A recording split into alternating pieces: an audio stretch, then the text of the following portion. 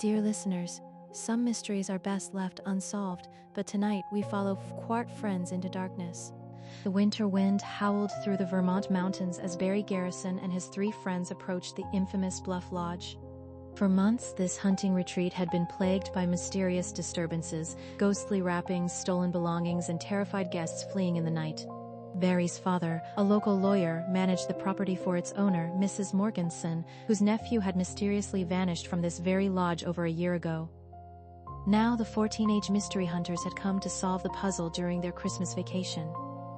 Barry, the natural leader with sparkling eyes and an athletic build, was joined by his loyal friend Kent Marple and the energetic Ford twins Mac and Tim. They had earned their nickname by solving a theft case at their high school, but this challenge would test them like never before. The lodge stood majestically on a bluff overlooking the frozen lake Arrow Tip, its log walls and wide porch commanding a spectacular view. Yet something sinister lurked in its shadows. On their very first night, mysterious footprints appeared in the snow outside their cabin window, and their sled vanished only to be found damaged in a nearby ravine. Moving into the lodge itself, the boys experienced the supernatural firsthand. Unexplained knocking echoed through the halls, and melted snow appeared in impossible places, as if someone had been prowling the upper floors. One night, Barry caught a glimpse of a dark figure in black clothing racing along the side of the building, the infamous black shadow that guests had whispered about in terror. The mystery deepened when they encountered a hostile French couple camping in the woods, and when their high school enemy Carter Wolf and his friends were shot at near the lodge by an unknown gunman. Every clue seemed to lead to more questions, and the black shadow remained frustratingly elusive. Then came the night of the school's winter party at the lodge. 16 students and their coach had come for an overnight celebration, turning the haunted retreat into a scene of laughter and warmth.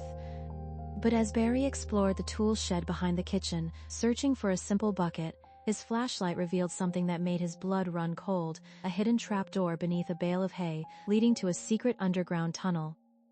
Following the passage through the darkness, Barry emerged in an abandoned quarry shed, the very same building where he and Kent had once sought shelter during a blizzard. The pieces of the puzzle were finally falling into place, but as he crept back toward the lodge, he saw the black shadow entering the building where his unsuspecting friends were gathered around the warm fire. Racing through the woods to warn them, Barry burst into the living room to find the intruder ransacking their belongings, his face hidden behind a dark mask. The confrontation was violent and desperate, the mystery hunter struggling against a man who seemed willing to kill to protect his secret. But what he saw next changed everything. The shadows deepen, mon cher auditeur. Let us hear their whispers in both tongues. Just as the masked intruder's fingers tightened around Barry's throat, the Ford twins burst through the door, returning for blankets.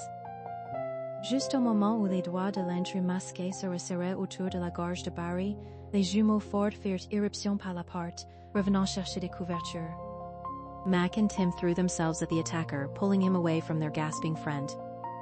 Mac et Tim se jetèrent sur l'agresseur, l'arrachant à leur ami qui suffoquait. A fierce struggle ensued, furniture crashing as the 3 boys fought to subdue the desperate intruder. Une lutte féroce s'ensuivit, les meubles se fracassant tandis que les 3 garçons luttaient pour maîtriser l'intrus désespéré.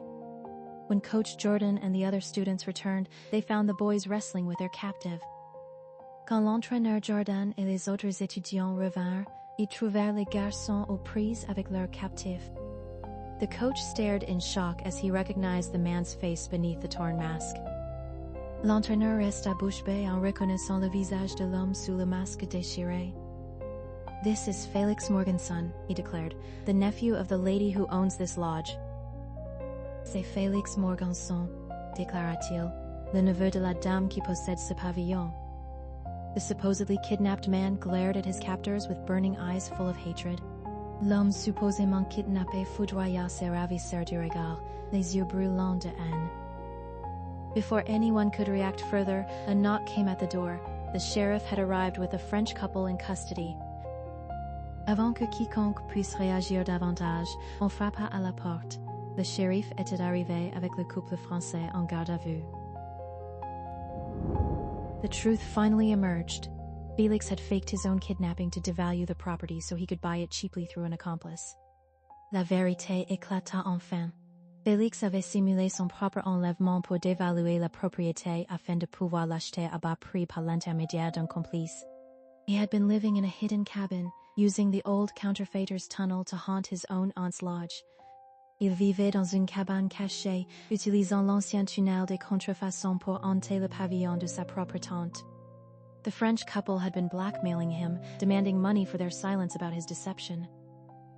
Le couple français le faisait chanter, exigeant de l'argent pour leur silence sur sa tromperie. As the sheriff led Félix away, the mystery of Bluff Lodge was finally solved.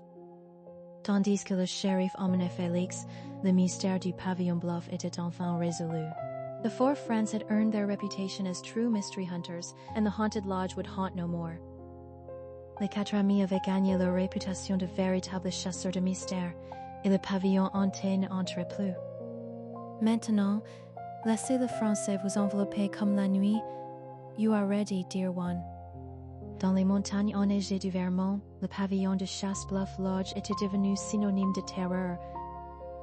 Depuis plus d'un an, d'étranges phénomènes tourmentaient cette retraite isolée au bord du lac Arotype gelé.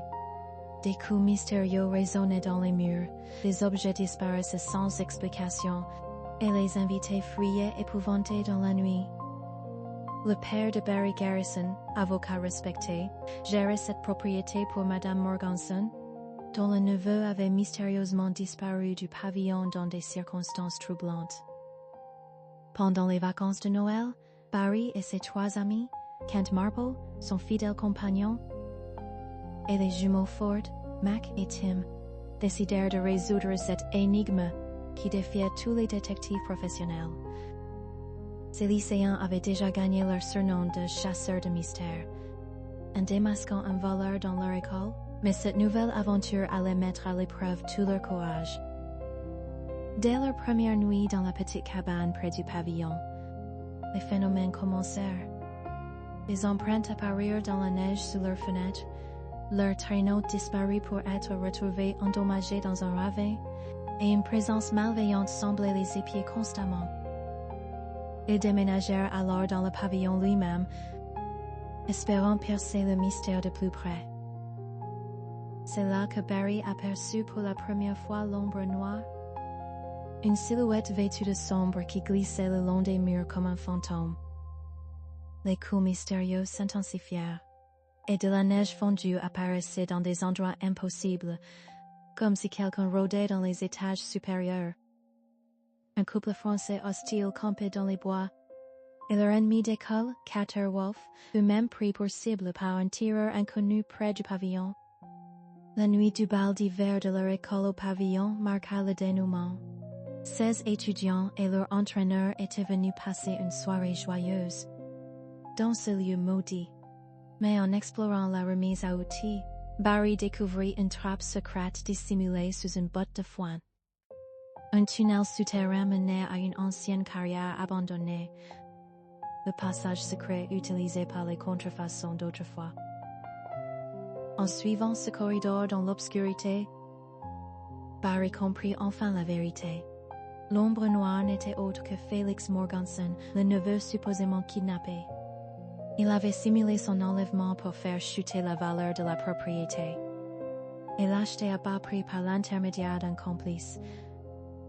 Vivant dans une cabane cachée, il utilisait le tunnel pour hanter le pavillon de sa propre tante, terrorisant les invités avec ses apparitions nocturnes. La confrontation finale fut violente et désespérée. Félix, masqué et vêtu de noir, était en train de voler les affaires des étudiants quand Barry fit irruption. L'homme tenta de l'étrangler, mais les jumeaux Ford arrivèrent à temps pour sauver leur ami. Quand le shérif emmena Félix et ses complices français qui le faisaient chanter, le mystère du pavillon Bluff était enfin résolu. Les 4 chasseurs de mystères avaient triomphé, et l'ombre noire ne hanterait plus jamais ses murs. Some lodges never let their guests truly leave. Subscribe if you dare hear more secrets. Certains pavillons ne laissent jamais partir leurs invités. Abonnez-vous pour d'autres mystères, mes chers.